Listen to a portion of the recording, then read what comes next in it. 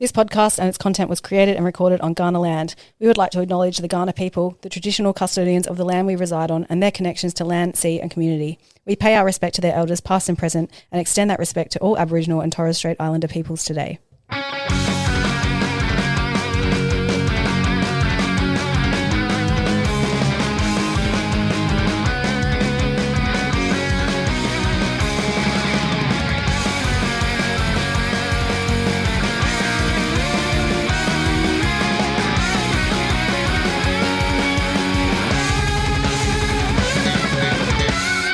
Welcome to episode 65 of Here We Crow. I just sort of thought about it at the start. I was like, we haven't heard that horn sound for a while when we win a game. No. We haven't won one for a few weeks now. But, I think the last time we won, Sam forgot to play it. I did. So Yeah. it seems like it's been longer than usual. We didn't deserve to play it against North, though, did we? Yeah. That's not a real win. You have to celebrate the wins, no matter how easy they are. So yes, episode 65. I don't know what episode of season 2 we're up to, but I always forget until I put the podcast in, so I can't help you there. Sorry, doesn't matter. It's like 19 or 20. Welcome, Sam. Hello, Daniel. Welcome, Lauren. Hey. We have a special guest interview a bit later with Lachie Brown, which you'll hear a bit more about a little bit later, as well as our Nuffy Roman. Ben is not in this week, but he has sent us his notes about episode 65, or the number 65, I should say. Sam. He has. So our 65th player to debut was Matthew Connell. Oh, hot. 96 games between 95 and 2000. Came to us from West Coast, club champion in his first year. Yep, and also hot. A couple of wins over opponents that just derailed our season. Ben goes real negative on these, doesn't he? Okay. 2017, 65-point win over Bombers. Over opponents that just derailed. Well, this is going well. Seamless. Does that make any sense to anyone else? No. He wrote couple wins Typical over Ben. opponents that just derailed our season. 65-point win over Bombers. Eddie 6 goals, Tex 5 goals. So these are positive things. It's just the title's not positive at all. 24. You just had to put some darkness over it. 2014, 65-point win over GWS. First win at Adelaide Oval. Danger 5 goals. Jerker 4 goals. Those are the days. So there we go. They were positive. Sorry, Ben. Yep. Thanks, Ben. I think what he's trying to say is those teams have currently fucked us. They have. They really have. True. But and speaking of being fucked, the season itself died a slow, horrible death. But apart from a small glimmer of hope against Port this week, with our loss to Melbourne by 4 points, when we really shot ourselves in the foot in every way possible. We could have beaten Melbourne, should have beaten Melbourne, but didn't beat Melbourne. So frustrating, and we lost a couple of big name players to injury, unfortunately. So it's all a bit doomy and gloomy. But today we had the signing of Tex Walker to bring us back, and we also have a Showdown week, which we always seem to get up for. So let's get up for the Showdown. Here's the pre-game warm-up. Music. Cool drinks. What you got? We have the latest sort of, I think What this you is got gets me up. it's the core age beer from Little Bang. This is called Moon Bear. It's a dark ale, 4.8%. We've already cracked it. Oh, I just saw the bear. It's so funny. Yeah, we actually had Sun Bear earlier on in the season. I was going to say, did we have a bear? I thought we had a bear beer already. Yeah, okay, so cool. that's their It's the Moon session Bear. hazy that they're doing, and this is kind of like a session dark, and it's actually really nice. I quite The like bear it. looks pretty Yeah, cooked. it's tasty. Yeah, it's meant to, I think. We don't have we don't need to review the beer yet, Sam. No, Looks we don't. like my cat. That's very true. Let's talk about music really quickly. Lauren, what have you got? I have got a song by an artist who was just here in the country, didn't play Adelaide, of course. Rapper Little Sims released a record last year, but the single currently getting around is called Gorilla. If you haven't seen the film clip for this song, I recommend it. It's basically a bunch of tributes to other hip hop artists' video clips, but it is goddamn mesmerizing. That's all I can say. I watched it like 3 times in a row. It's really good. Anyway, song's good. Here it is. Smoke cigar. Name one time where I didn't deliver. Silent figure. I was just on the ends dropping gems with my friends. I got a 3310 and a pack of blems. Then got the gold full black. Circle back again. Rapping when nothing progressive was happening. Ooh, pain tolerance couldn't break us. Pay homage if you respect how we came up. Cool. Trying to get to the paper, hitting from Jamaica might do me a favour. True. Big simmer, dipping 10 toes in that ice cold river. Bank got bigger, been a different species. Tunes in the locker, been waiting to unleash. Lots of that, but yeah, good song. Dan did the whitest dance I've ever seen to that song. Did That was he? Pretty good. Yeah. Oh, I love white man dancing. Yes. Really good track. I like the double bass. That's cool. Yeah, it's a really fun song. I actually don't have any indie today, so what I do You have got a is podcast. a mysterious metalcore band. They're anonymous. Their rumoured members are from Quatsa, Queens of the Stone. That's Queens of the Stone. From Queens of the Stone Age, Coheed and Canberra, and Converge. Oh, that's a pretty hot list. Yes. It's the band called The Armed, and this song's called Sport of Form. It's from their 5th album, due out in August, called Perfect Saviours. Here you go.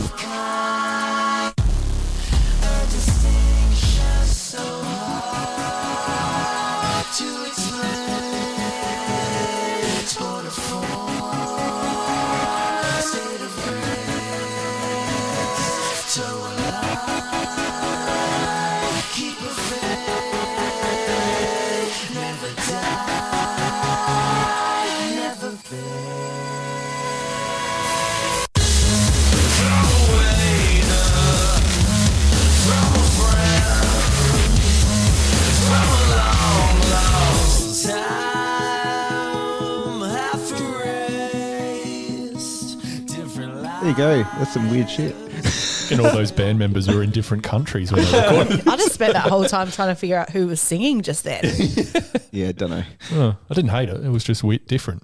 Anyway, that's Pretty the, wacky. Very that's the wacky. pre-game warm-up for this week. Enjoy that. All right. Let's talk about the game. So the Crows, obviously we lost to the D's by 4 points at the MCG. We seem to be able to play the MCG despite not having played that much this year. Our 2 games there this year have been under a goal losses to 2 of the top 4 teams.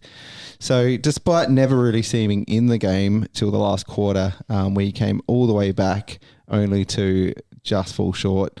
Really frustrating. I know everyone's feeling the frustration out there at the moment. The couple of injuries to Rankin with his bad hammy and Murray with his ACL unexpectedly have definitely put a bit of a sour taste on it all. Lauren, how do you see it all? I actually didn't mind it so much because I actually thought we were going to get proper pumped.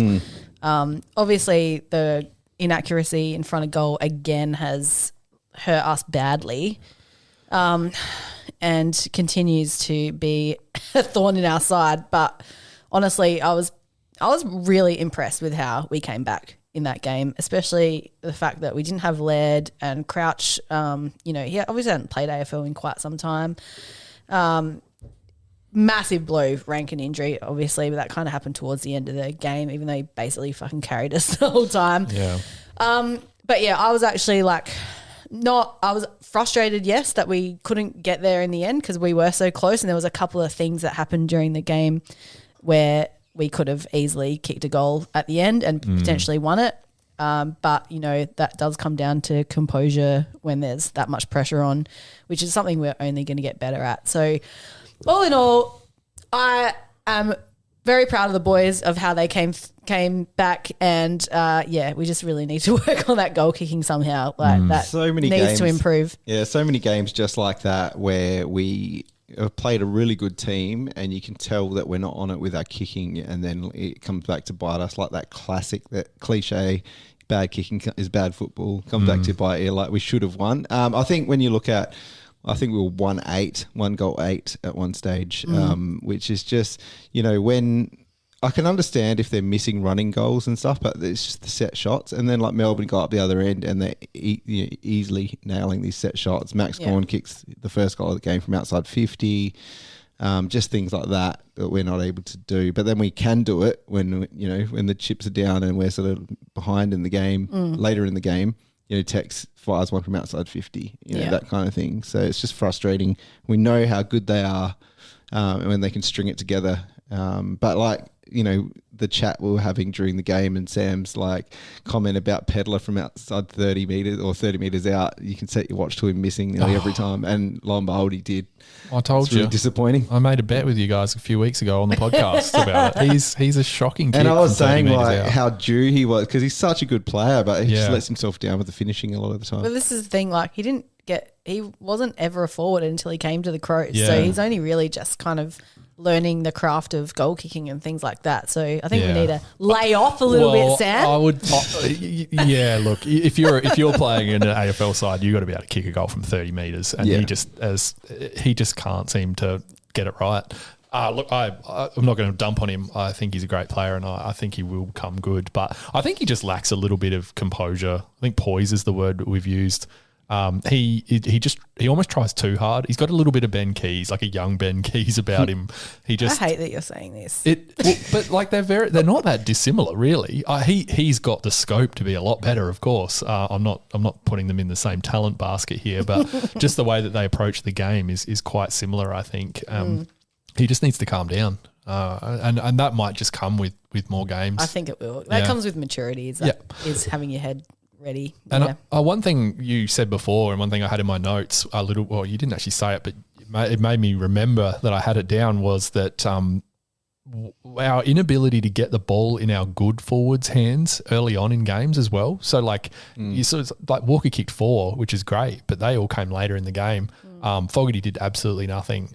So we're not getting the ball in our players that can kick goals really well. So we're relying on players like Schoenberg and Pedler to kick goals. Surely that can't be a way forward. It's getting our good forwards in range to kick easy goals as well. Like Fogarty seems to get it right out in the far every time. The flank kind of thing. And you can trust Tex from there, but you can't. And Fogarty's better from inside the arc. Yeah. Foggy's a fantastic kick. He's just hasn't really shown it recently.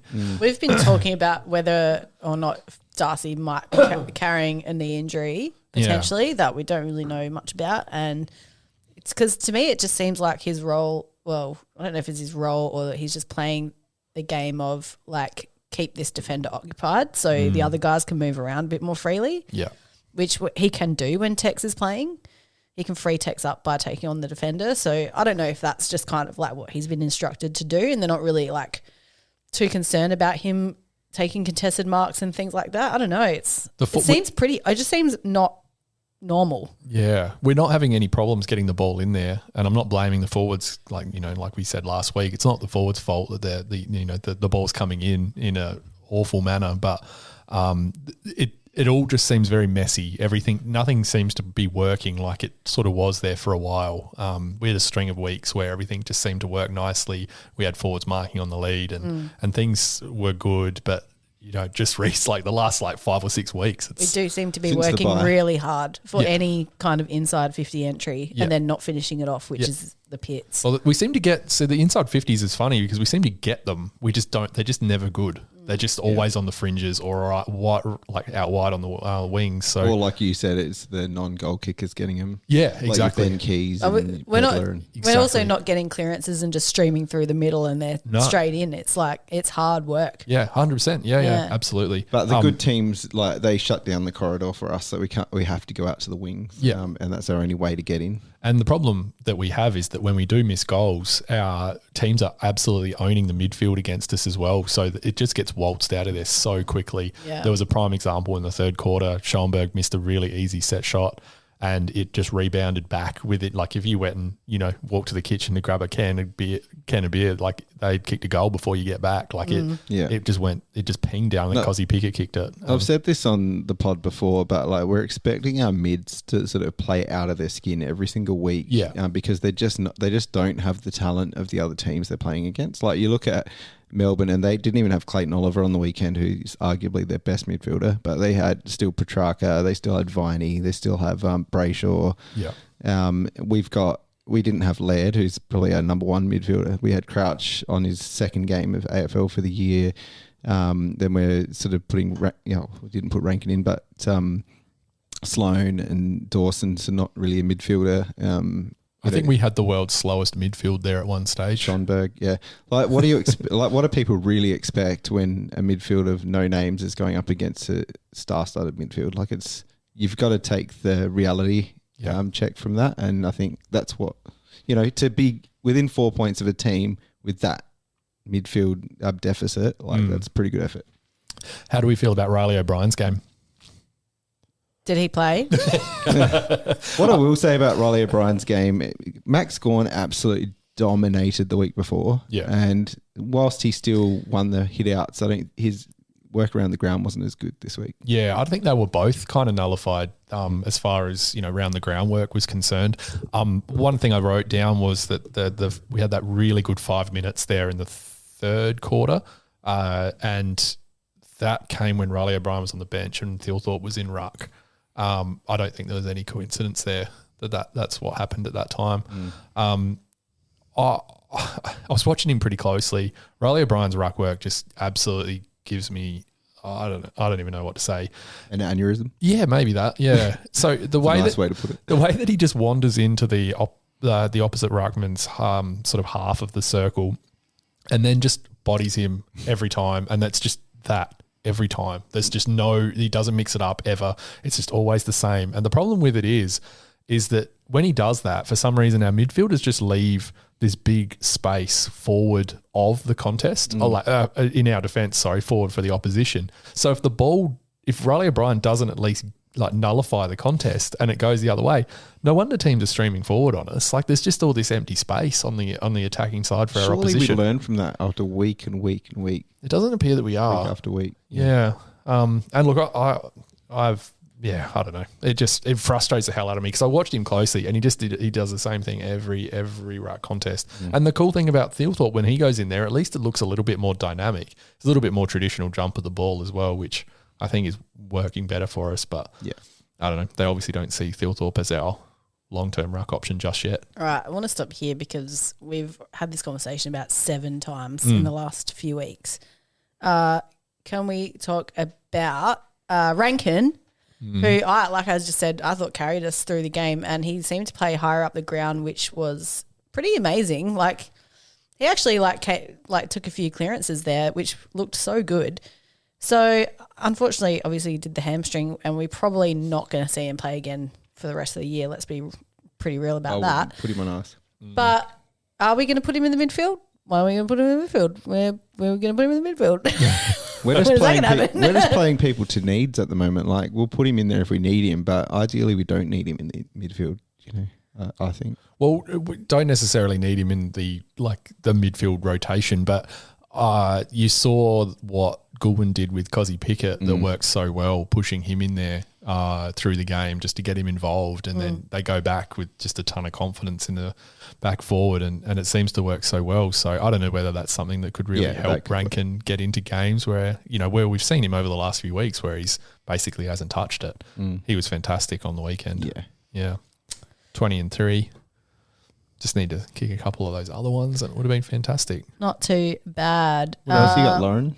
Well, I just thought, Shane had a pretty average game, his first game back last week, but I thought this week he showed a lot more, what he's worth in the forward line, which was good. Luke Nankervis. What a debut. Yeah, he was looked great. So comfortable. Yep. Obviously, a few little errors here and there, but who's not going to do that in their debut AFL game? I was super impressed with Luke, and I really hope that he can stay in the side now.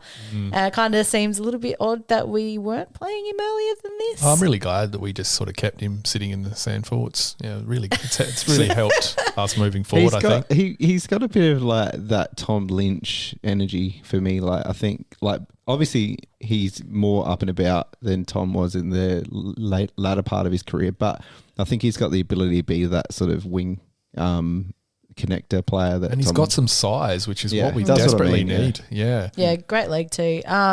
Braden Cook, didn't have much of a showing. He was fine. He wasn't bad. Yeah. He was definitely fun. Looking forward to seeing more of him though. But that's what I mean. We lose the game and we have some young players come in and maybe they aren't absolutely amazing, but we sit here thinking, oh, actually, you know what? That wasn't so bad. And we didn't get belted with them in like everyone thought we would. Yeah. So that's what I like, that's why we've been just so disappointed with selection through this sort of second half of the year that it just, I don't know. That's why I've been so frustrated anyway. And they come in and they show that they are more than capable. Yeah. And they might actually play in our next premiership, unlike some of the other plotters that aren't going to. Yeah, well, one of those plotters who might not is Rory Sloane.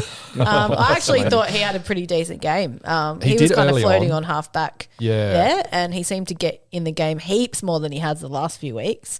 He was good early on, and then I think he got pushed up the ground a bit more later in the game, and I started to not like it. And there was a critical time that, look, it was a tough chance, but he got the ball handballed to him. I think it was Dawson to him in the last quarter there when we had that massive momentum burst. And he would, if he collected the ball, we would have gone forward again. He dropped it, they kicked a goal, and it just made us coming back into the game very difficult. That was a real hard thing to watch. It was, yeah, because he just, it wasn't a hard collect, but, clearly I'm not a AFL footballer, so I'm not going to rag on him for that. But it just, I don't know, it just highlight, like if that was a more, like a, I don't know, just someone with just a little bit more talent, speed, I don't know, just something there. It would have been interesting to see where the game went, but unfortunately. What did we think of Matthew Crouch? Yeah. Look, I didn't think he was bad. It was just... I don't think that either. He just gave us exactly what I thought he was going to give us. And as a Rory Laird replacement, I guess it was fine, but I'll be more than happy if he goes out when Laird's back this week. It's a big debate, isn't it? Like there was obviously people jumping to Crouchy's defence, I guess, saying how he's meant to be playing AFL and all that. Like I do get that, but I'd stand behind the Crows only playing Laird or Crouch. Yeah. Like if you're going to play Laird and Crouch, you've got to put Laird back on the halfback flank again 100%. or something. Yeah. But like Crouch definitely has the ability to get the ball out, but he's not as effective as Laird is in the other areas of the game.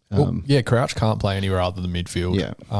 He gets his hands on the ball, absolutely no problems. But he highlighted exactly why we don't really want him in the side. He had that clear break. He ran out the front of the pack and then just tried to hit the roof. Not that there's a roof at the MCG, but the ball went straight up. And just like we just can't have that. Not when we're getting easy centre clearances and then absolutely fluffing the kick like that.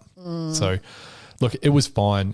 I think he did exactly what everyone thought he would do, and some people think he should be in the team and some don't. So yeah, generally it was like a pretty low disposal game for the midfielders. Like Harry Schonberg was our highest disposal getter with 23. How'd you feel about his game? I actually didn't mind it at all. He was sketchy early. Yeah, and then he built into it. He did. I feel like, he's pretty fresh because he hasn't played a proper AFL game for a while. So, absolutely. I thought definitely not his worst game, not his absolute best. We've seen better from Hazard, but again, I think that'll come with playing more AFL. So let's do it, Matty. We haven't mentioned Murray. Unfortunately. Oh, that's because I'm devastated. Yeah, so can't believe that. What a terrible weekend for injuries, honestly. Like I was absolutely gutted for Will Ashcroft, which is just not the way you want to debut in the AFL. That is just awful. Yeah. So I was gutted on his behalf. And then obviously Monday when we got the news about Murray, I yelled so loud at my desk. Everyone was like, "What's the matter?" I was like.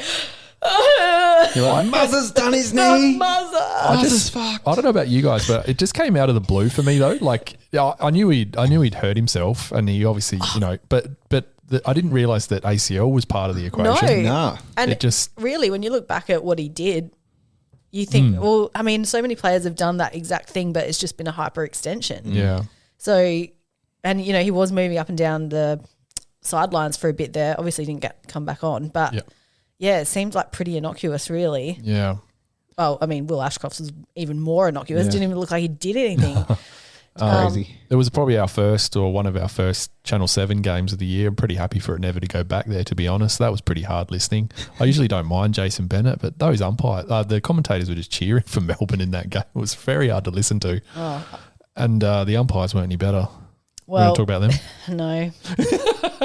I don't think they cost us the game. It was very frustrating. They did, but God, there's some howlers, weren't there? That one on Worrell just still. Oh my God. I can't work that out. That is almost dog act. How does he see Viney's legs if his eyes are clearly on the ball? Yeah. Like, he can't see that. And he wasn't even that low. That's the thing. It wasn't that leg breaking action that they really want to stamp out of the game, which I'm all just for. bending down to get the ball. It just like he attacks the ball, yes, but if we're going to outlaw that action happens 30 times a game, we don't, and that's the first one that's been paid in weeks. So, yeah, I don't know. It's a weird thing. I really don't get it. There was a couple of really crucial calls, and that 50 meter on Hinge when he clearly, the free kick wasn't there. The free kick was there to him, and he just like couldn't work out why. Questioned it 50 meters straight away. Just garbage. Rubbish. 4 umpires working an absolute treat, isn't it? Yeah. Yeah. All right, should we get into some votes, Samuel? Yeah. Votes weren't easy this week, but I've gone with 3 for Rankin, 20 disposals, 3 goals, 3. I think he was our best player despite not playing a large chunk of that or a fair chunk of that last quarter. Mitch Hinge, I gave 2 votes to. He just was solid again, a ton of marks. Mark of the year nom? Mate, yeah, that's right, yeah. I really want him to I don't want him to give up trying to chew off those kicks that he does, those 45-degree kicks. He just needs to watch them when he's really deep, because there was a couple or at least one really glaringly bad one on the weekend. I want him to do them, but maybe when he's just a little bit further up the ground where it won't cost us a goal. Yeah. But I still gave him 2 votes and 1 vote for Walker, 4 goals. Nice one. Lauren? 3 for Rankin, 2 for Dawson, and 1 for Tex. Ooh, we're a bit of a spread tonight. Ben has gone 3 for Rankin, 2 for Muzz, and 1 for Dawson. And I have gone 3 for Rankin, 2 for Mitch Hinge, and 1 for Nick Murray. Oh, there you go. We're all on the same page. Hi, I'm Tyson Edwards. You're such a quiet achiever. Let's go in the same order, Sam. Nick Murray. Interesting. Is it? Lauren? I got the dank nank. Dank. I've also gone the dank nank. I thought everyone would go him, to be fair. What a load of nank. But look, it's not a rookie award. Something's Dan. happened here, guys. We've got to talk about Ben. Oh no, what's he done? What has Ben done here? This has never been done before on Here We Crow, I don't think. Oh, is it Dawson? This is almost like that time he put Ed Marinoff After 45 in the 3. quite achievement. Like, who do you think you are, Ben? Like, Who's he put there? He has put Nick Murray, even though he gave Nick Murray 2 votes. You can't do that, surely. He's even written in his notes here, don't care if Dan doesn't like the votes QA combo. The man's just done an ACL, deserves both awards. Give it to him. I love how he saved that for when he's not here. Yeah, that's right. It just drops the bomb in like a screenshot that he sent us. He hasn't even typed it out this time on an actual message. He's just sent us the screenshot. He's literally taken a photo of his computer screen. It's not even a proper screenshot, is it? He's taken a photo. Oh, man. What do you expect from Ben? Yeah. I can't believe he's pulled that way. Votes and quite achievement. You've just gone to get to the whole point. Yep. Like, come on, mate. Come on, Ben. You're not coming back next week. That's it. All right. No, you can come back. That's pretty We're not funny. funny enough without you. We love you, Ben. If you want to know what's in the spring, get into Rowan Jarman. Good things. I've just got one. Did you see the French women's soccer ad by any chance? I don't think so. They sure didn't. They did this really cool ad where they superimposed men's bodies over the top of women playing. So you saw all of the French champions playing, but the actual play and what they were doing on the field was all what the women were doing. Sort of like you always sit off and slag the women's, but here's like, you're interested because it was the men's players. Super well done. Really, really clever ad. That's cool. Yeah. Watching the Women's World Cup has been awesome. They are brutal. and they're very skilled. Yeah. I don't know how anyone could slag them off, honestly. Yeah, I should have that in as my second good. Women's winning that game. That was great to watch. So hopefully they can keep going, and hopefully Sam Kerr gets back too. Because Oh no, that was devastating. Yeah, says she's only going to miss the first and the second game. So hopefully that's true. That's a lot. That's still a lot though. It is. Yeah. Footwear sacrificed at half price and equipment slashed to half price. Rowan Jarman's huge half price sale. Don't miss it. Oh, look who's on the Tuesday Players Night. Dawson. We might need to pause and watch this. Dawson. Good call. Should we pause and watch this? Yeah. Yes. All right. All right, we're back. We just had to listen to Jordan Dawson on AFL 360. Slobbo asking some very interesting worded questions. Do you hate Port Adelaide? And he basically said yes. We'll say. He didn't want the headline. Yeah. Good boy, Geordie. Yeah. Bads. Dan tweeting about $1 Million Island, claiming he won't be watching again because his mate got stiffed. Yeah. And I stand by that. That absolute garbage. I owe Lauren $25 now, and And me. Yeah. I didn't know you put one on. I did, yeah. Let's not talk about gambling. But We definitely didn't put money on Dan's friend to be in the top 3 of $1 Million Island because he told us to. That did not happen. but also we should be refunded because they rigged it and changed the rules in the episode. Yeah, right. I don't even want to go into it. No, I'm not going to do it. Does he feel stiffed? I don't think he does. But he does. He does. But he would have known, wouldn't he? Yeah, he knew what was happening. But very long story short is he was in the top 10, and because he only had one wristband of $10,000 or whatever, he couldn't. They decided he couldn't go in a redemption challenge, which they'd allowed every contestant to go into when they lost the main challenge, but didn't let him go in it because he only had one wristband. So he got turfed when he lost the challenge. How rude. I have no idea what you're talking garbage. about. Yeah, I don't know. It doesn't matter. All you need to know is it was a dog act. Dog act. Oh, is that your dog? That's It's not my dog act, actually. It probably should have been. Gym shots coming back. Dan, you've tagged me in a couple of them recently. You like the gym shots? Yeah, I think the social media teams just wanted to put some positive shit through socials, and they're coming back, and I don't like it. They just know that I want the thirst traps. Yeah, that's right. They're doing it for me. You want shame. Thanks, Crowies. The guy watering the ground after the play was abandoned for being way too wet to play yesterday in Manchester. Did anyone see that? Yeah, sure didn't. They took the covers off, because they'd just given up on the day. And there was a guy out there with a hose. It was absolutely pissing down. Really strange behaviour. I'm assuming there's a reason why, That is but true. it's Probably just fertilising. really weird. The goal review system, the touched goal from Rankin goes upstairs, and the guy upstairs said, yeah, he definitely kicked it. So it was a strange. It's like, we know he kicked it. And I swear watching that footage, and I don't care, I'm happy we got the goal, but it looked touched to me. It looked like his finger bent back. Well, the ball sort of weirdly deviated it did. when it went past him. But his finger actually looked like it bent as well, and they didn't Yeah. even look at it. But But he didn't appeal at No. all. And He that didn't was even weird as say well. touched. Yeah. He strange. knew. Yeah, so I think I don't know. The combination meant that I think I the had right 4 decision. eyes, and it looked. Same. Rob saying that Choc Tops is his favourite movie snack. Oh, this What is have you got debate. against this? Bad. I love ice cream. Choc Tops are shit.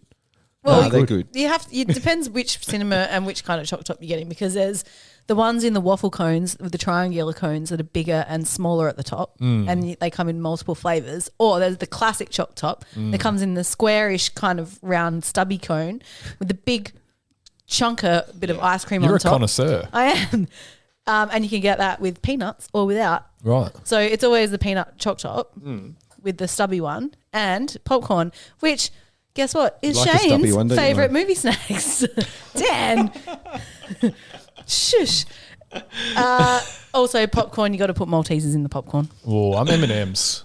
M&M's. I know they don't go as nice in there, but I'm in M&M's and popcorn is my The favourite. Maltesers and the popcorn are on the same weight level, so the distribution is better. And they melt a little bit too. So Yeah. I know what you mean. Look, Yeah. Sam, I allow you Rob bashing quite a bit, but I think this is a bit unfair. Also, just on that video, I was surprised at the amount of players that said pods. Yeah, the Mars bar pods as well. I like pods, but I would never consider them a movie snack. I would never think I'm going to go buy a bag of pods to go sit and eat at the movies. Yeah, I It's don't an really like odd one pods for either, me. so I'm going to sit out this one. Dan, what but- do you eat at the movies? I do like, I don't eat pods. I was just going to say I like pods, but pretty standard, just popcorn. Just popcorn. Yeah, Bit dull. yeah. I think it was Rochelle had the frozen Coke. I'm down with that too. Yeah, frozen Coke's Frozen right. Coke, Yeah. Yeah. Anyway. Worst thing of the week, though, was Piers Morgan. Yeah, Say no more. He's the worst. He's the worst thing of all the time. I can't believe how they're all sitting back, the Poms, thinking that they genuinely, like, they can't work, like, they genuinely don't think Australia deserve to have, kept the Ashes. It's so weird. Yeah. I was listening to a bit of English radio the other night because I was sort of like when things were dying, and the way they talk about it, just because England have played some little bits and pieces of exciting cricket, they genuinely think that this is kind of like wrong. They've been wronged. It's really weird. Is he what Kane Corns is aspiring to? Yeah, but he's way worse than Kane he Corns. is, but is Kane Different level. trying to get there? Yeah. But Kane would never go to the lengths that Piers Morgan does to get in Also, the paper. Kane Corns wishes he was anywhere near as famous as Piers Morgan. Yeah, well, yeah, that's right. No, Piers Morgan's done some really dumb shit he over is the a years. fuckhead. Yeah. Like, He really a is. straight I up can't stand fuckhead. seeing him. He's like that Sky News guy. I love it. Did you love yeah. how he responded to that funny sports bet tweet about when they were putting the covers on, and sports bet tweeted, "Here they're bringing out the tissue for Piers Morgan," and he That was good. Oh, he reacted to it. retweeted it, quoted it, and these Australians, you realise that is just a parody. Yeah. Yeah, well, he really. clearly doesn't, but anyway. Very. No, What a flop. I agree with your worst for this week. That's a good one. Yeah, Well done. thanks, Dan.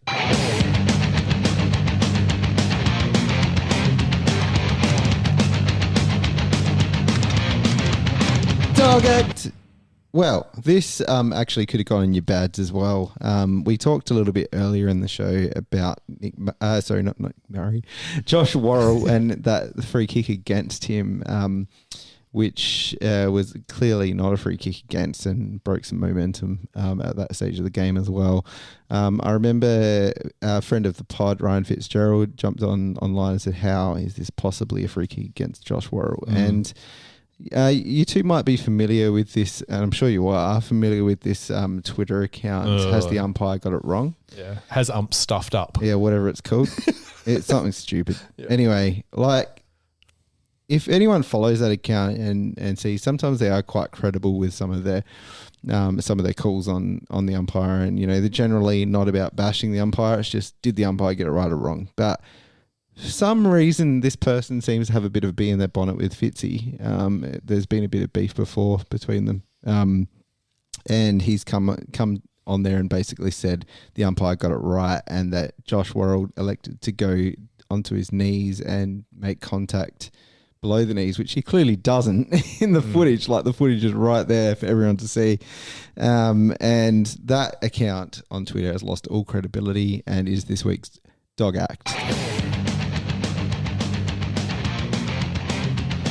If you want to run a page where you take on umpire rage, but you back the shit mistakes, dog act. Love it. That's good. I like that one. Gets the tick. Thanks, mate. All right, tonight we have something a little bit different. You only need to look as far as the four misfits hosting this show about their favourite footy team to understand the social benefits of being involved in the footy community. You may or may not have heard of local initiative GABCHA, which is an initiative designed to enable positive health outcomes for those on NDIS through inclusive wellbeing and social activities. Getting on board with GABCHA are the Athelston Footy Club, who have created the Athelston Inclusive Football Team. And we're lucky enough to have one of the team members, Lachie Brown, here to talk about it. Welcome, Lachie. Thank you for having me on the show. You're more than welcome. Tell us a bit more about GABCHA and how you got involved. GABCHA, they started off in 2022. It was named after the two sisters of the two support workers, Zach and Sam. The reason why I got on board with GABCHA, because at the time I was not very happy with my organisation I used to be with. That was Bedford Industries. Mm-hmm. Awesome. Didn't really enjoy it there. Yeah.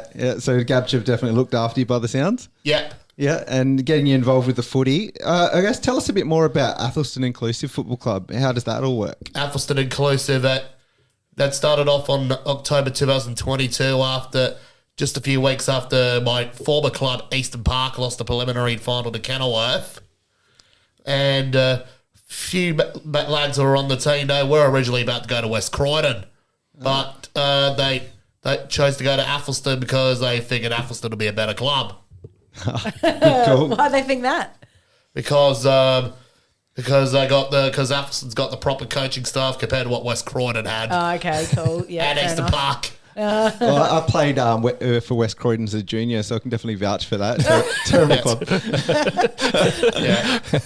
Now, I was also going to just ask you. Obviously, you've actually interviewed. You've got some media training behind you. You've interviewed some more impressive people than we've had on the show, to be honest. But you've interviewed the legendary Gary McIntosh. I watched your interview with him, and obviously, big fish like Gil McLaughlin. Tell us a bit about that. That was an awesome opportunity to interview Gil McLaughlin on Gather Round. And that was just the night before the Mighty Crows took on Carlton. Yeah. How we won by like nearly 10 goals. Such a good game, wasn't it? Yeah. You definitely. I was there that night. Did you ask Gil any burning questions? Did you ask him any? Yeah. Did he give you anything? Yeah, I gave him some burning questions about disability inclusive and also about Gather Round. Yeah. And he give you any hot goss? Yeah, I talked to him about how the Tipperary stands about Barker and how they came from Melbourne. Oh, yeah. And he says they certainly are coming from Melbourne. They love Melbourne, don't they? Yeah. Tell us a bit about the league that you're playing in. So there's obviously you at Athelston. How many teams are there, and like how often do you play? There are 6 other teams in the league. We often play them twice. Yep. The other teams in that league were Salisbury, Goodwood, Kenilworth, Christie's Beach, Tea Gully, and Kilburn. Oh, all over the place. Yeah. Awesome. Okay. And do they play do you play sort of like with other games like curtain raisers and stuff? Is it? It's just mainly after A-grade matches. Yeah, sure. Okay, cool. You get you an Adelaide Oval for a curtain raiser, I reckon. Sounds good. Do you organise that, Nicole? What's been your favourite interview you've done so far, and why? I think my favourite interview I've done so far is I interviewed Johnny Platten because because he was a South Australian legend. Yeah, absolutely. One of your favourites, One Lauren? of my favourites. Big Central District supporter, so that's why I love Johnny. Do you want to talk about that a bit more, Lauren? No. I also interviewed another Central's player in April. He was the captain of those premiership teams. Oh, who? Which one? Daniel Healy. Oh, yeah, nice. Awesome. He was the one that came across from the team that lost to the Crows in the 97 grand final, St Kilda. We do remember that one. Yeah. Do you have a Sandful team? Yeah, I might go for all of the teams. All of them? But I was going to ask... Even Port, yeah. I was going to ask who your actual favourite football team are. Favourite footy team in SANFL, even though I lived in the area for a long time, it was actually Central District. Yes. Yeah. How about AFL? AFL, Adelaide Crows. Oh, yes. Oh, yeah. Damn straight. I can see the Crows jumper on, so good choice. Can we give you the 3 hot questions? Yep. All-time favourite Crows player? Tiny Modra. Oh, good answer. And who's your current favourite player? Isaac Rankin. Oh, yes. Love that one. That. And who do you wish the Crows would draft? Who, if we could draft any other player, who do you wish would come to Adelaide? Jack Lukosius. Oh, okay. I like that Might one. have to chat about that a bit later. That's it. All right. Now, any other information you want to give us, Lachie, about Gabcha or the inclusive footy team? One of the inclusive league turns out Athelston, their first game of the year came back on May the 6th against Kilburn. It was a close game. Unfortunately, went down by 2 points. Oh, damn. Sounds like a Crows game. Next week, beat Christie's Beach by like 50 points at home. Love it. We're talking to Zach. He said it's important that you got to lose games as well to learn how to lose. So Yeah. love that. What position do you play, Lachie? I'm more of a jack of all trades. Can play backline, midfield, forward, and even in the ruck. Oh, so you're a classic Riley O'Brien / Jordan Dawson. Yeah. Love it. Very What's cool. your next game? Next game, it's a home against Goodwood Saints. Athelston. Athelston Oval at 6:45 p.m. Well, believe it or not, because we're out here down south at Sam's place, I'm actually from our Athelston way, so I reckon I might be able to get along to one of your games and check it out. Yep. Sounds good. Awesome. Yes. All right, Lachie, thank you so much for joining us on Here We Crow. It's been good, and we'd love to have you on again sometime, so please hit us up. Got it. Who's going to win the showdown this week, mate? Crows! Yeah. Thanks, mate. Love it. Cheers. Thanks, Lachie. You're welcome. Enough is enough. Enough is enough.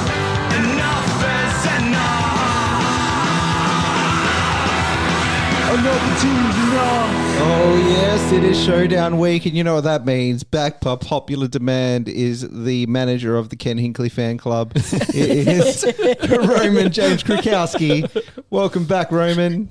Oh, yeah, I don't know about popular demand, but yeah, I'm certainly manager of the Port Hinkley fan club. I mean, geez, you know, I still want to sack the bloke and we won 13 in a row. Yeah, well, you've lost 2 in a row now. So. Well, yeah, that was funny. I actually made the comment on Saturday night when we lost, and much to the anger of the Port fans sitting near me, I actually basically called us the worst team to win 13 in a row. And some Port Adelaide supporters said, oh, you shouldn't come to the games. You're just too negative. Did you say, I work for the top guns, mate? No, I just said, mate, we're no good. Accept it. I'm surprised Roman's allowed on, to be honest, after he was talking up his new role last time he was on. I did bring that up with him the other week at the Beer and Barbecue Festival. I had to slip him some coin. No, we're all good. We're all good. But no, yes, yeah, so... Look, God. for those, How dare you, Charlotte? How dare you? for those playing at home, Roman's daughter Charlotte's in the background wearing a Port Kenji as well. Got the teal on though. Brainwashed. Yeah. yeah, that's right. But no, yeah. Look, let's just talk about the game for a second. I think I can't remember a build-up or a showdown that's felt this big in ages. It feels like it's the biggest one. Well, We've given up, Roman. Okay, before you lost the last 2 in a row, a month ago, this was going to be the biggest showdown since maybe Phil Walsh. And, No. And It could have been. you know, it really was going to be a big game. And until I saw your outs on Sunday, Yeah, I we're was still going stuffed. to tip the Crows. But I don't know now with Rankin Rankin and the other Murray. injuries. Murray, yeah. Yeah, Murray, that's right. I don't know. I think what Murray going out probably does is makes Port Adelaide's decision to not play Dixon a lot easier. I don't know how they're claiming that he's not injured because the bloke could barely walk after a contest in the final quarter last week. He was trying to get off the ground and they wouldn't let him come off. So his knee's A-grade stuffed. So I can't even see how he gets up. Oh, Why are they doing that to the poor bloke?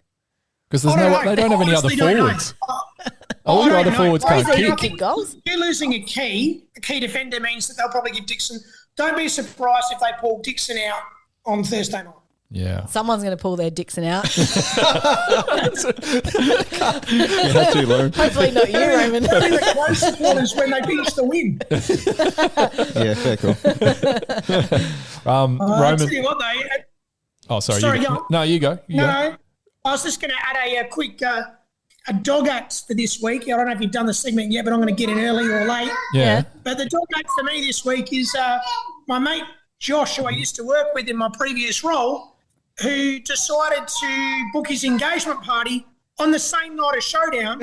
And even though I'm the proud holder of tickets, I can't go. Guess what, Roman? I have also got an engagement party on Saturday night, and it's a different one to the one you're going to. So I can't go to the Showdown. Who are these dogs? It's un-Australian. It really is. It's un-South Oh, Australian. I'm He's South Australian, winning yeah. on the grand final. I also, the invite went to my junk mail, so I didn't actually find it until 2 weeks ago. So this whole time I thought I was going to the Showdown, and now I'm not. But I'm all right. I'm all right with it. Because we're probably going to lose. I'm just not. So, But anyway, there it is. There's my dog act. So we can continue fair. now. an interesting stat, Roman. The last Showdown, obviously we beat you, and that meant you lost 3 in a row. If we beat you again this week, that would also be 3 in a row for you, and then you went on a giant winning streak. Is there any chance that you're keen to lose this week? Very fair point. I mean, it could have been the Armfield Award. You played us into form. But yeah, I don't know. I never thought of that one. That's really interesting. I actually tipped us when we dropped Carlton to lose 4 in a row and dropped Geelong in a week's time as well. So yeah, right. Yeah, we'll see what happens. But given the injuries now, I'm not so sure. Yeah, it definitely makes it hard for us. We obviously have Rochelle out as well. Isn't Rochelle back? Or is he still he's out? got another Still week. out. Another week off. Is Laird back? Yeah, Maybe. probably. Potentially. Yeah. So yeah. Oh, damn. I was looking forward to the Matty Crouch and Rory Sloane testimonials. I would have called the club and said, let's play Tommy Jonas so he can send all three of them all together. Tommy Jonas is too busy on the vape. How much mileage have you got out of that? Not enough yet. So Willie Rioli got 1 week. Roman, what do you think of that? He probably only deserved a week. I thought it was a bit rich to be 2. He probably shouldn't have hit him, but it wasn't 2. Yeah, I agree with you, actually. Yeah, I didn't It was think there was right in much in front it. of me, and it was funny because the Rochelle one and the Willie Rioli one were right in front of me both weeks, and the Rochelle one probably, again, maybe not 2, but more 2 than Rioli's. Oh, what makes you say that? No, I tend to agree with. There was more malice in. Fist and wanted to knock the bloke out. Yeah. Rioli sort of tried to slap him. Yeah, Rochelle's I probably agree with lucky he that. didn't fully connect. Yeah, exactly. There was definitely more malice in what Rochelle did than Yeah. what Rioli did. Rochelle was an angry man. He was angry that Yes. night. Yeah, very angry. Got anything else? I did have more.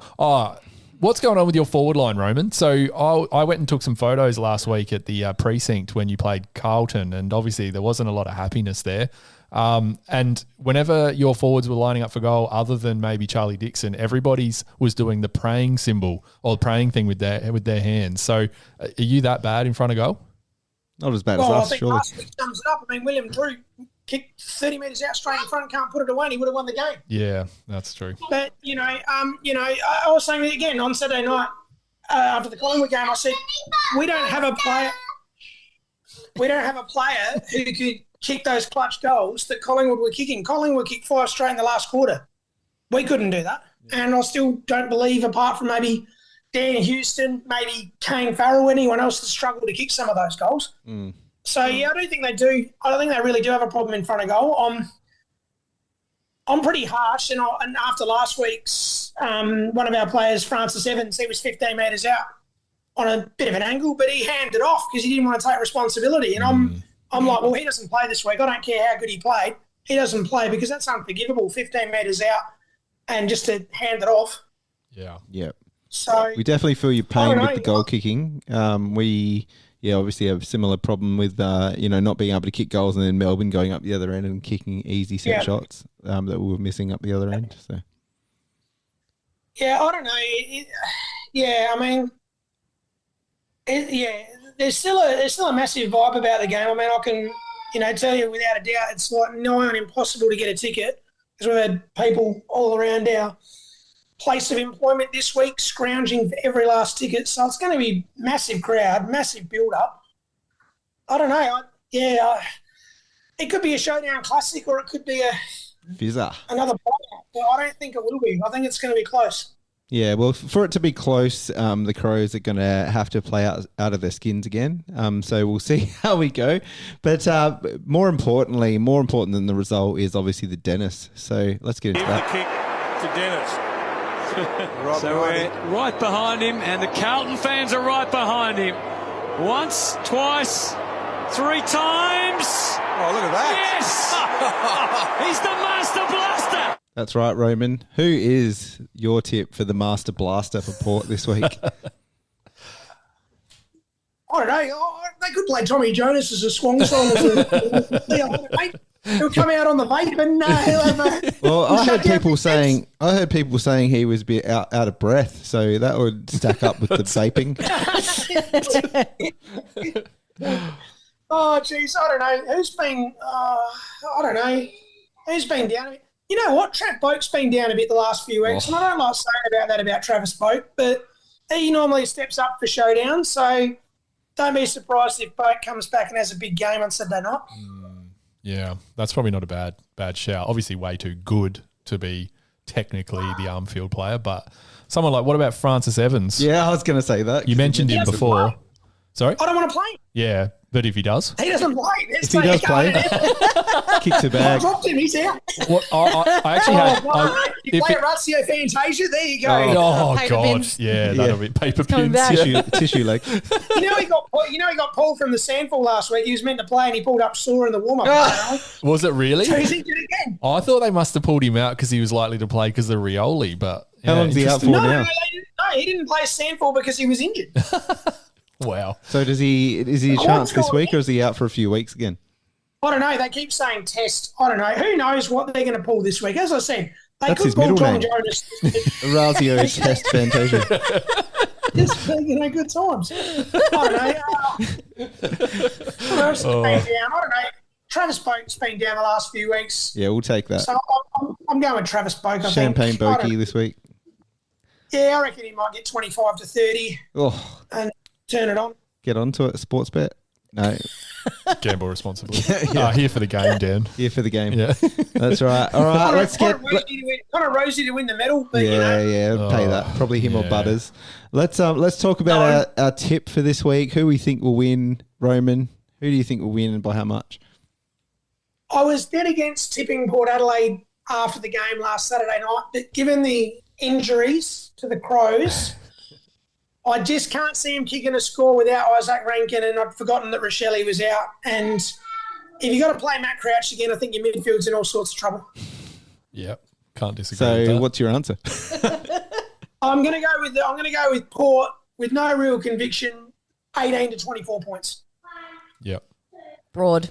We'll see. All right, should we just get our tips? Yeah, let's do our tips Sam, too. what do you reckon? I just can't tip us. Port's going too well. Pushed clearly the best team in the comp. Very close last week. I know we do too, but that's almost become an anomaly now, hasn't it? Yeah. I'm going to tip Port by 18.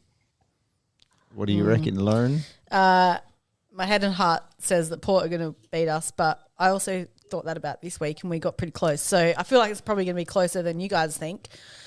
I don't agree with the Showdown medal prediction though. I think Luke Nankervis is going to win that. Roman probably hasn't even heard of him. No, he doesn't. He's the Jedi. Oh, is he the guy with the stupid rat's tail? Yeah, he doesn't give it to him. He doesn't have it anymore though, but yes, that guy. Oh no! I know. I was looking at Zach Butters giving it a bit of a pull. Well, I thought he might wait till he debuted to shave it off, but apparently he did that last year. So anyway, that's what I reckon. You reckon? Yeah. That's what I reckon. That's what I reckon. I reckon. I just feel like this could be. I don't know. It's hard to say. I think the dam might break a little bit because of the injuries and the instability in the team. I think we'll give it a red hot crack for the first half and then get blown away in the second half. I reckon 30 points. Port are due to bounce back after a couple of losses.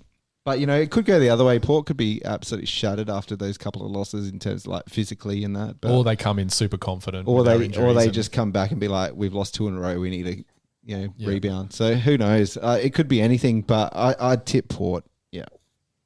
Fair enough. Any crazy left field selections for the Crows? I mean, will Matt Crouch play? Saying Laird's likely to come back, so I would imagine that's a straight swap back out. He didn't play well enough that he demands to stay in the team. So I thought I saw in that magical, wonderful paper of ours, The Advertiser, he was named in the best. Yeah, of course, but I'm pretty sure they get that wrong every week for our side. It's terrible. I don't even know if they watch the games. They just go by stats. Yeah. I think your left field selection could be James Borlase, but we'll wait and see. Because how much of a fairy tale would that be? Oh, how good would that be? Coming in against Port, yeah. That could be the one. The word on the street, it's either going to be James Borlase or Mark Keane coming in to replace Nick Murray, but we'll wait and see. But Max Michaelini will be back this week as well. It might just be him come back and then we could shuffle stuff elsewhere. Yeah. So, we'll see how it plays out, I suppose. But our backline stocks are getting pretty thin with both Duday and Murray with ACLs now. Yeah, that's why I don't think they'll play Dixon. I think Dixon will miss. Give him a rest. Yeah. All right, Roman, it's been fantastic having you as usual. We'll let you get back to the parenting duties, but thank you. we wish you no luck this weekend. And thanks for coming on a couple of times. We'll have you back again next year, of course. Back for the annual wrap-up show, whenever that is. Oh, yeah. Brilliant. Yeah, of course. Love to have you in. I'll call in for that one. Hopefully myself and Jason Carlton, if he can do it again as the tag team. Oh, yeah, that'd be great. Yep. All right, take care, mate. We'll see you around. All right. Thanks, guys. Go you Pants. Thanks, Roman. We're editing that out.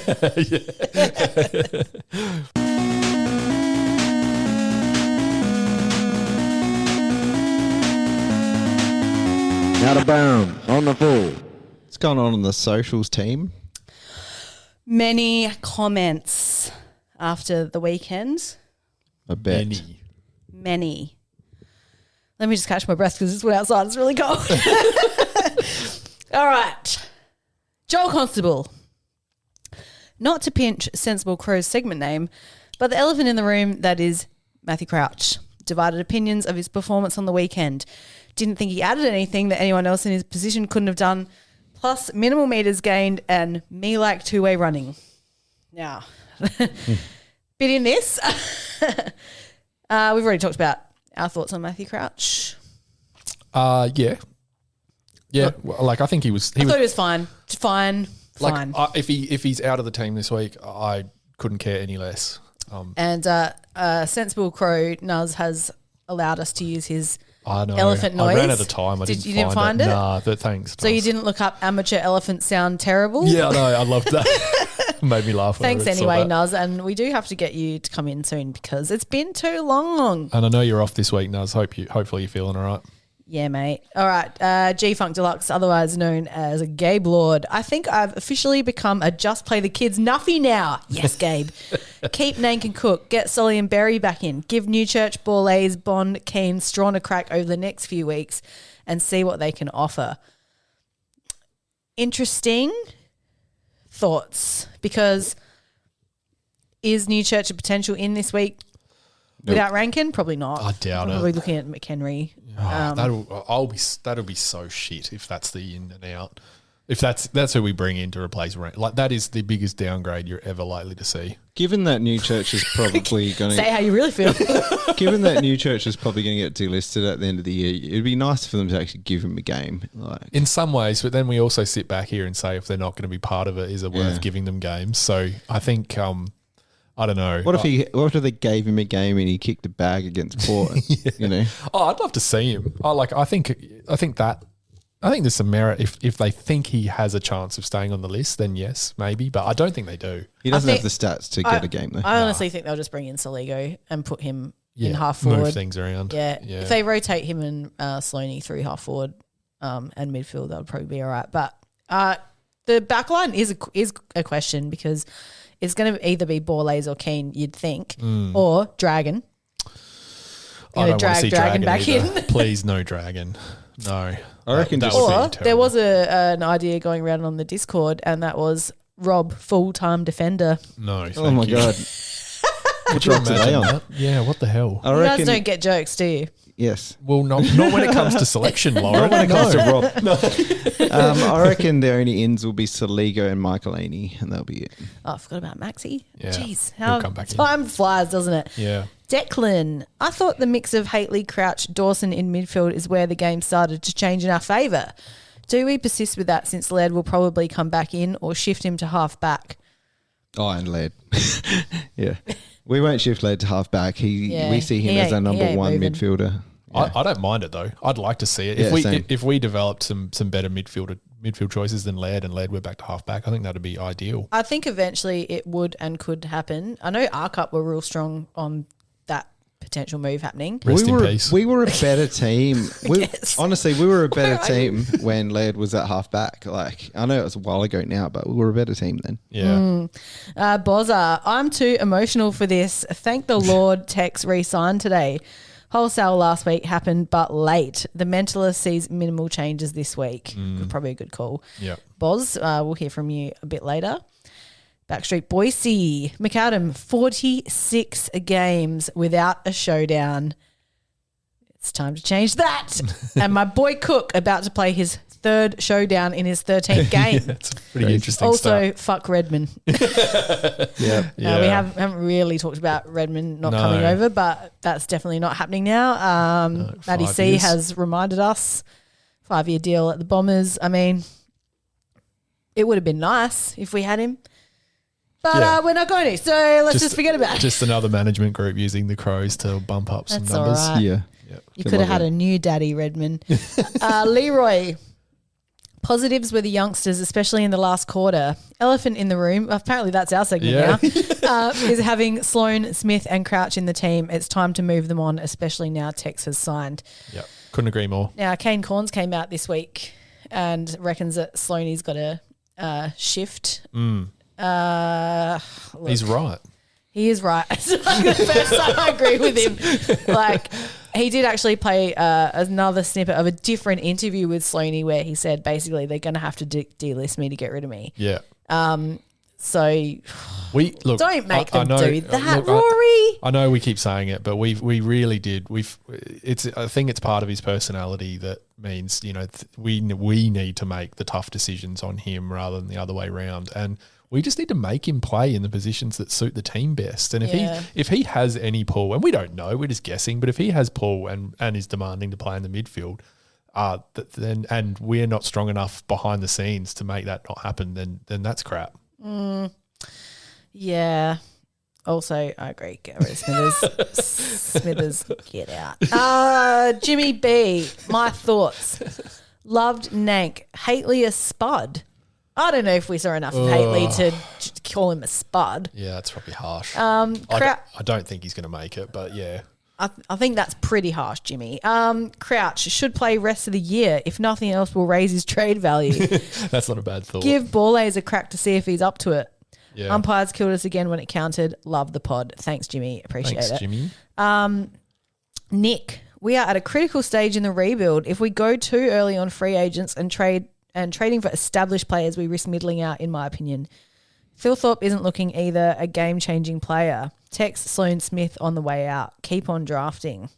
Yeah, I don't. Look, Filthy hasn't really lit it up as yet, but I feel like he's got plenty of time. Yes, yeah, this is his first time. year playing like a good continuation of games. Yeah. I think he shows enough in terms of like some of the grabs he takes and that it shows that he's going to impose himself in games eventually. Yeah. It's not really time. It's easy to get caught up in the fact that, you know, we drafted him so high and he hasn't ripped a game apart yet, he has, but not really. Not every higher draft pick does do that. I mean, though, not every, and also not, and he's a tall player, so he's going to take longer. Would you think that a guy that's played as little as he has would have kicked 2 bags at 5 though? You know, he's barely played forward and he's kicked 2 bags at 5. So yeah, I'm not worried about him at all yet. I'm not really either. Yeah. Queen D. Is Luke bowling a cricket ball or is this a new dance move? I think that was the picture you put up, Sam. Yeah, it was. Can we get the job done? Yes. Is it going to be easy? Absolutely not. Going by the past 2 years, Port Adelaide are due to win the Showdown. They've also lost their last 2 games, so they'll be really hungry. Mm-hmm. If we don't show up from the very first bounce, it'll be game over. Yeah. We should have Michael Lanny back with some fresh legs, which will help. Nankervis needs to stay in the team also. I agree. How do we keep Nankervis in the team? Is he staying in the team? Yeah, he'll stay in the team. Yes. You'd think so. Surely he doesn't come out. I'm just seeing if that is actually it because there was quite a bit. Jetty said to Gabe, get Dowling in. Yeah, I don't mind. I'd like to see Dowling before the end of the year. I don't think it's going to happen, but it would be good. I got one from Jaden here on Facebook. Oh, yep. I wrote down. Tom Morris went on SEN and named Matthew Nix as one of 3 coaches whose contract is in a delicate position. Improved performances do coincide with a raising of expectations. Do you extend him off the back of this year, even with a drop down the ladder, even though it's been a clear elevation in performance? Or do you say next year is finals or you're out? A finals berth gets Mr. Clean a new contract. Yeah, I wouldn't re-sign him before next year. No, absolutely not. Well, when's his contract up? 2025? He's coaching I'm pretty sure he extended till 2025. Yeah, but obviously the Crows aren't scared of chopping coaches if they don't feel like they're the right fit. I don't know. Nix is a funny one. They've been pretty public about backing him in. Yeah. And like we don't know what kind of time frame they're really looking at. Yeah. Like everyone has their own opinion of how long a rebuild should take. Yeah. But they would definitely have an idea of how long they think the rebuild should take. It's very rare. It depends how long that is. It's very rare, and I think Hardwick might be the only example of it in recent times of a club going with the same coach going from 1 or 2 or 3 wins to winning a premiership with that same coach. So, will Matthew Nix coach our next premiership? There's a question. I would. I think I've said. So say we win one in the next 5 years. Is he the coach? I think it's too hard to say unless they do extend him beyond his current contract. If want they do, him- then I'll say yes. I want him to be. Yeah. Like, I feel like he's put a lot of work into this group of players. Yeah. Do I think he will be? Not necessarily. But I also don't know who would be that coach. I've got no idea who could step in and do that. And don't say Hardwick. Oh God, no, I don't want Hardwick or Buckley. I Buckley loves what we're doing. I like Nathan Buckley, but did you say Buckley loves what we're doing? Oh, he loves what the Crows are doing. He loves always us. talks us up. Yeah. Interesting. But that makes me think he wouldn't want to take the job because he just wants Matty Nicks to keep I doing just what he's don't doing. like how much for Port expat he is. Like he played for Port Magpies. You know, I don't know, something about that I don't like. Doesn't sit right with you, Dan. Yeah, it doesn't. Right, we got Kate. Hey, Kate. I miss you, Kate. Friend of the Where you pod. been? No, she messaged us last week, Oh, didn't did she? Yeah, she missed the week before. Oh, Yeah. well, I'll still miss her. Yeah. Love seeing the maturity of Nank to debut with little warning on the MCG against the top 4 team and perform at the level. The rest of our season needs to be about giving everyone on our list a good stint at AFL level to either see what they will add for us or increase their trade value / opportunities elsewhere. Also, would love your thoughts on if Crouch can play like that consistently, big if, should we be considering playing Crouch in the mid and Laird in defence in the long term? Good question. We actually spoke about that just before. Yep. Why, for 2 games in a row now, have we had Tex on the bench for close to 10 minutes during the second half? Management, poor bench management, neither seems good to me. Yeah, it's really strange. I actually didn't notice it on the weekend. I did the week before. I don't understand why that would be. If he's not running out games, then he probably shouldn't be playing. But They also did it to Rankin this week, actually. There was like a minute there where he was on the sidelines. Like, he's like, get me out there because we're in our forward 50. And if he had been in there crumbing, we probably would have kicked one. Yeah. Actually, I lie. I remember seeing them put up the stats on how long he'd been sitting on the bench for just on the weekend too. Yeah, really strange. I don't know whether he just needs an extended rest. Though it's obviously game management. They would be when it's that long, it's obviously intentional, not just the ball's on the other side of the ground and he can't get on. But yeah. No, good questions, Kate. Thanks for that. Sorry, I have to jump back to the other bit now. What's Dirk up to? Well, I actually don't know. I haven't looked at all the things. I did. I tagged him in the post today just to make. Oh no, he's here. Don't you worry. We're good. Oh Jesus. Oh. Is it not appropriate? Oh my God. Wow. Dirk, you should send us a voice message, my friend. I think Dirk needs his own podcast. We might need Dirk to send us this in voice message form. This is ridiculous. He can be the site next to Bozza. Just give us some highlights. All right. Bozza's selections and Dirk's other bit. Dirk's thoughts, I think we were going to go with. Millie, Nank better be in the side again. He's definitely got what it takes. Agreed. Daniel Altman, umpiring non-calls shocking and calling Sloaney to play on after he just marked it. Yeah, that was really weird. Hang on, where are Dirk's things? Oh, they're coming. You've got others. Daniel Altman as well. Fogg is really starting to frustrate me, beginning to feel he may be a front runner. That's we've gone through some periods of Fogarty potentially, us maybe thinking Fogarty's not the answer, but then he seems to come good. So I don't know. I think the jury's still out. The jury is still out, absolutely. Biscuit Brambles. Can we refer to Nankervis as Dankervis? Can we? I can't tell if it's an insult or not. I don't mind it. I think we can go with that. Bozza in here. Sloan slop. Wayne's missed spot up to the king in the last 89 seconds. Oh my God. Yeah. Yeah, that was tough to watch, wasn't it? It's just as tough as Fogarty passing off to Murphy at a worse angle inside the 50 where he could have just pegged it from outside 50. Yeah. Yeah. Dirk. All right. Hey, here we crow. Not sure how to structure this segment wise, so I'll just go, shall I? Do we need to Sure. Do we need to thank You're So Corny Kane for raising the Sloaney strategy? Now that it's in the public forum, should hopefully help proceedings. What happened to those two? Didn't they shill together at one stage? I'm so at odds with how to feel about this season. Sunday was better, but why was it better? Love the youth, but they were only there by default. It has to feel good for the club to see debuts, fresh faces, little differences on game day, much like it does for us fans. But when the changes are forced, would that inspire or dishearten knowing nothing's going to happen unless someone is injured, sick, or ultimately retires? It's a good question, Dirk. Yeah. Really is. Yeah, it is. And it's something that's, been frustrating me for a couple of years. we just never want to make those changes until they're forced, and it's so frustrating. Even when we win games, there's absolutely no reason we have to go in unchanged. They talk about rewarding form and things, and they never do it. Yeah, absolutely. Shout out to Dan Jackson. I never hear him mentioned, but to watch him on the weekend, I reckon he does a sneaky good job of uniting everybody and makes a mean yogurt head of cultures. Bit of acidophilus and bifidus here. He's actually way funnier than us, so he should come on here, shouldn't he? Yeah, far out.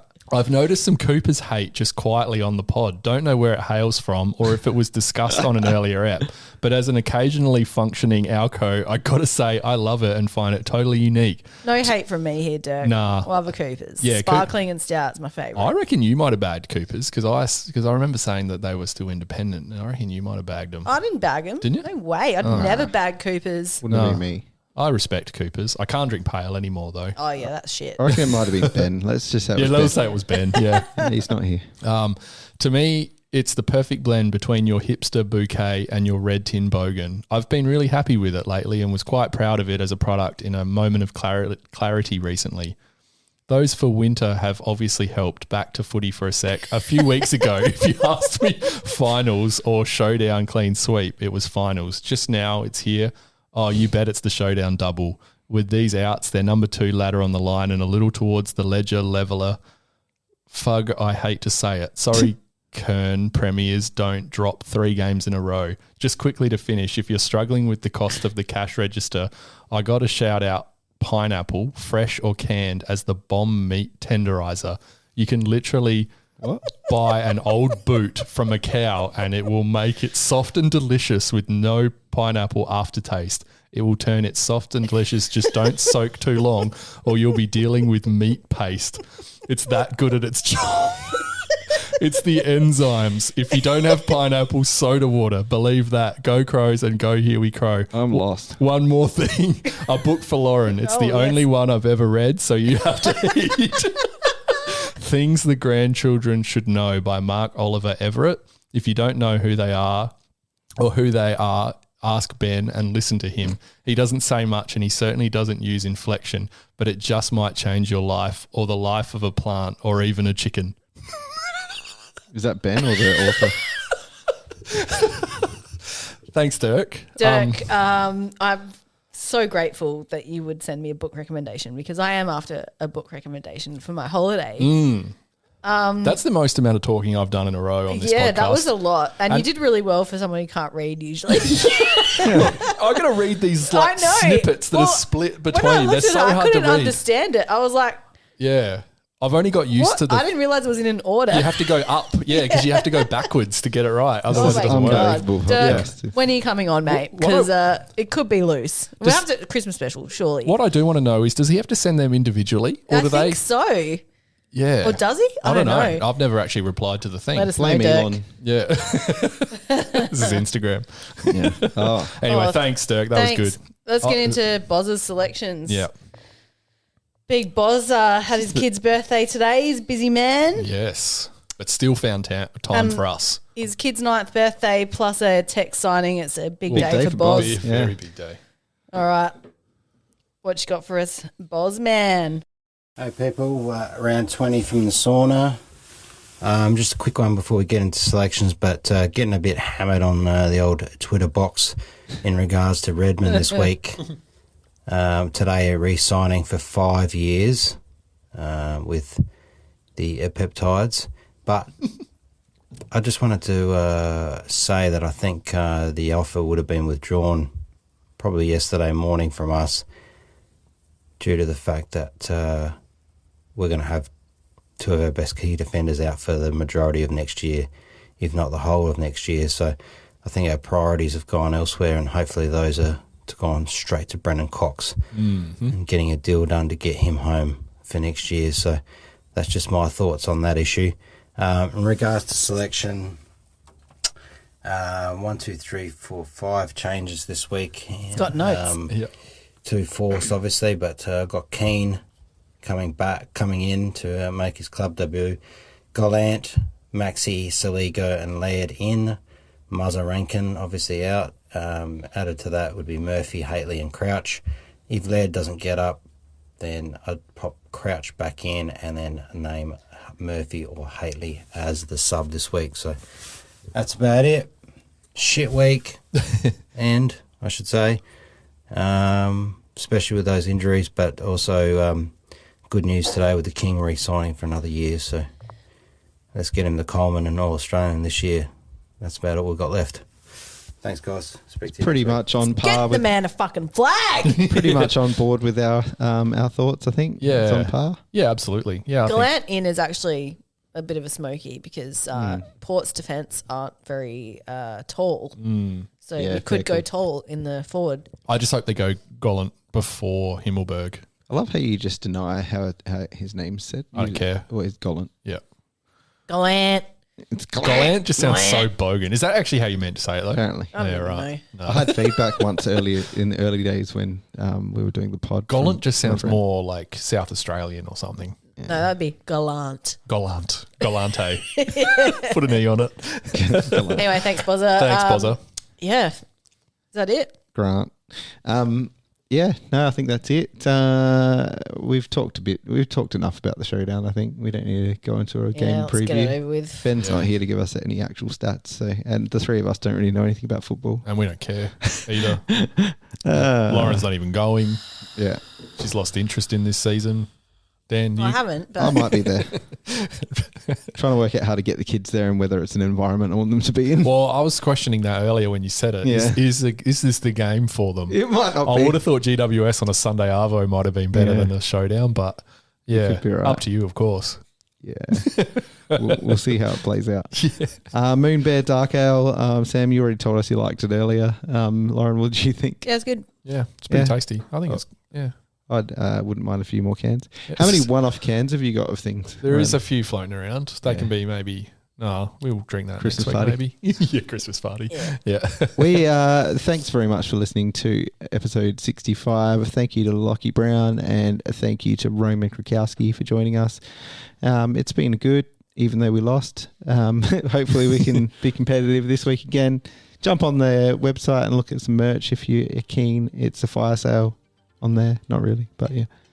It could be. So should we see if anyone listens to the end and give them some sort of code to put in? Nah.